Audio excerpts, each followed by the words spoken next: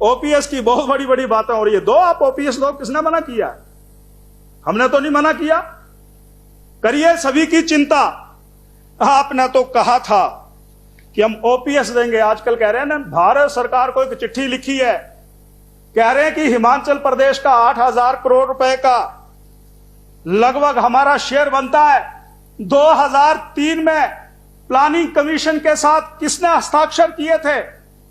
हिमाचल प्रदेश के कर्मचारियों के हितों को वहां पर किसने कलमबद्ध किया था? हमने तो नहीं किया था, आपकी सरकार थी।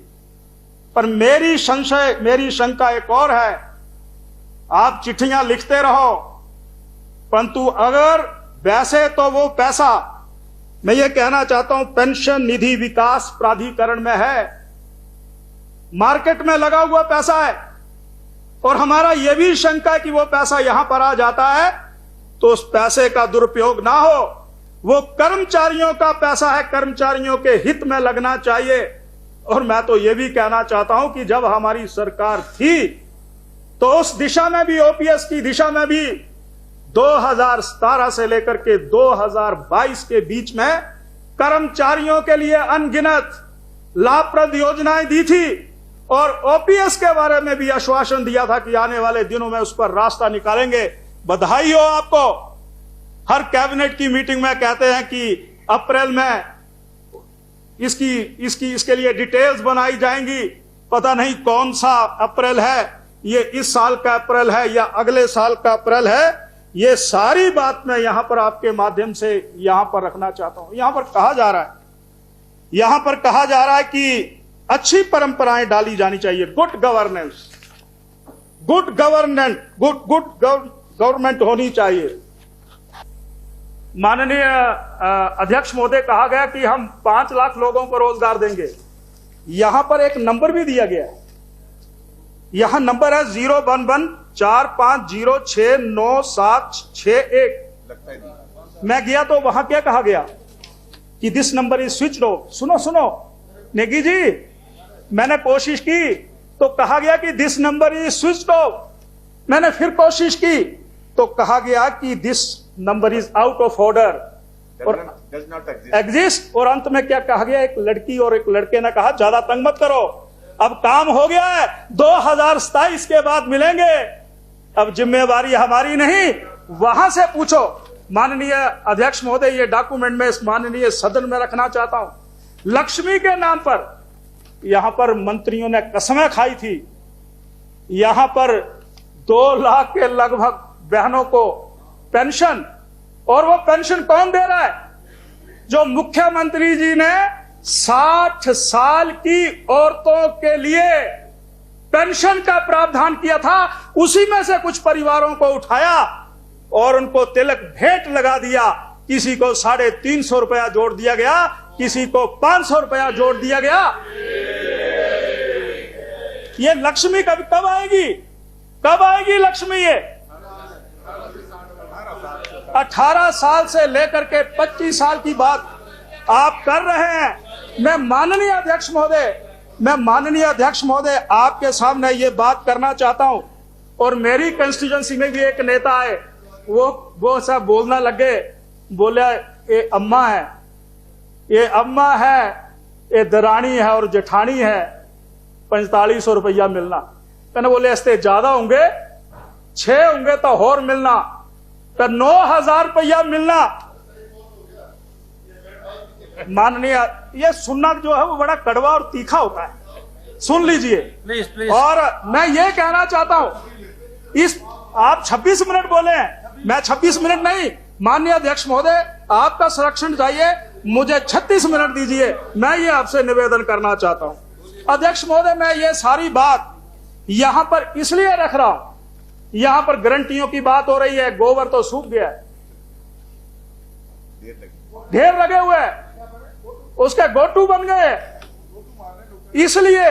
इसलिए अध्यक्ष महोदय, ये सारी बात मैं आपके माध्यम से यहां पर रखना चाहता हूं कि हिमाचल प्रदेश में ये जो बजट प्रस्तुत हुआ है, ये पूरी तरह से जनता का विरोधी बजट है। लोगों का छल किया गया है। और केंद्र प्रायोजित योजनाओं से जो 9,000 करोड़ रुपए की सहायता मिलती है, उसके सहारे ये प्रदेश सरकार चल रही है।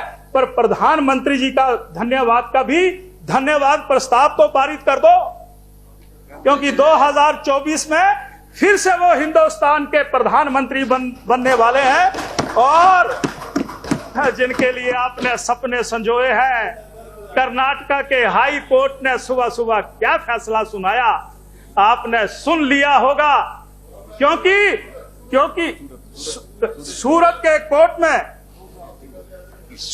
एक डिस्ट्रिक्ट कोर्ट ने क्या फैसला सुनाया, यहां पर बड़े बड़े मगरमच्छ भी नहीं बचेंगे, पर ईमानदार लोगों को कानून संरक्षण देगा। कोई ये कहे हम उस परिवार से है, परिवार की व्यथा को इस वर्तमान उससे हट करके श्री जयराम ठाकुर जी ने काम किया। जमीन चिन्हित की, आज अगर आप नदौन की तरफ जाएं, भव्य बिल्डिंग का निर्माण हो रहा है। चंबा की तरफ जाएं, भव्य भवन बिल्डिंग का निर्माण हो रहा है। अगर नाहन की तरफ जाएं, वहां पर बिल्डिंग का निर्माण हो रहा है। इसका श्रेय भी निवर्तमान सरकार को देना चाहता हूं। ये मित्रों वाली सरकार, कोई आदेश जारी कर दो, फैसले ले लो, इस दुर्भावना से काम नहीं किया। यहां पर तो G5 की बात हो रही है, G5। अध्यक्ष महोदय, मुझे बोलने का मौका दीजिए आप। मैं आपका संरक्षण चाहता हूं। 16 मिनट हो गए। मैं आपका संरक्षण चाहता हूं। आप बेल देते हैं तो फिर सारा रिदम जो है वो टूट जाता है। चलिए तो मैं ये कहना चाहता हूं अध्यक्ष महोदय कि गवर्नमेंट इन कंटिन्यूटी होती है। मैं देख रहा था जब हमारी सरकार थी 1000 डॉक्टर रखे गए, 1000 एलोपैथिक डॉक्टर, 400 यहां पर आयुर्वेदा डॉक्टर रखे गए, यहां पर फार्मासिस्ट रखे गए, स्टाफ नर्सिस रखी गई, CHO रखे गए, डेंटल डॉक्टर रखे गए, डेंटल हाइजीनिस्ट रखे गए। इसमें कहां पर प्रावधान है? G5 का क्यों जिक्र कर रहे हो? यहां पर अध्यक्ष महोदय, मैं ये भी कहना चाहता हूं, मैंने G5 के नाम पर एक मुख्यमंत्री जी का वक्तव्य पढ़ा। उन्होंने 12 करोड़ रुपया मशीनरी को खरीदने के लिए कहा है। अगर स्पेशलिस्ट ही नहीं होंगे, रोबोटिक सर्जरी की बात कर रहे हैं। अरे किस दुनिया में घूम रहे हो? कह रहे हैं यूरोलॉजी की सर्जरी रोबोट के माध्यम से करेंगे, कार्डियो की सर्जरी हम रोबोट के माध्यम से करेंगे, जर्नल सर्जरी हम रोबोट के माध्यम से करेंगे। ये सपने लेना छोड़ दें।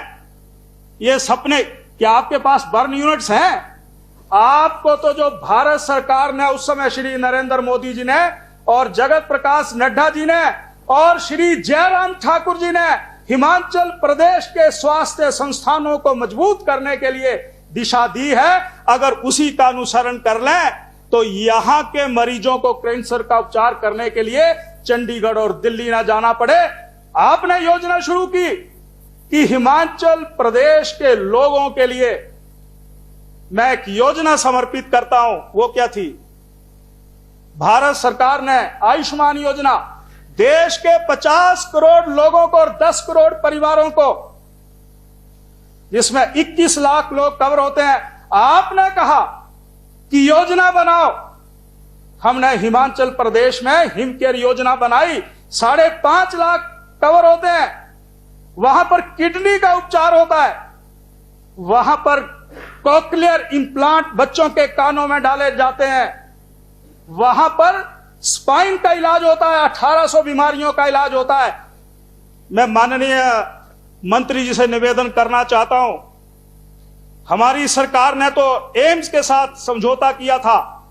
समझौता यह था वहां के स्पेशलिस्ट डॉक्टर आएंगे और यहां के डॉक्टरों ने जो प्रशिक्षण प्राप्त किया होगा क्रमबद्ध तरीके से गुर्दा प्रत्यारोपण करेंगे। वो काम रुका पड़ा है। कोक्लियर इंप्लांट, अब हमारे हिमकेयर कार्ड में कोक्लियर गूंगे बहरे बच्चों के लिए 5 लाख रुपया छोटा सा उपकरण। यहां पर हमारे सतपाल जी ने कल एक अच्छी बात कही है। एक कार्डियोलॉजी डिपार्टमेंट में टांडा में वहां पर उसको स्टंट डालने के लिए ले गए, कहा कि आपका कार्ड नहीं चल रहा है, और वहां से मुख्यमंत्री जी को कहा गया कि हिमाचल प्रदेश में कार्ड चल रहे हैं। कौन किसको गुमराह कर रहा है? पर हम गुमराह नहीं होने देंगे।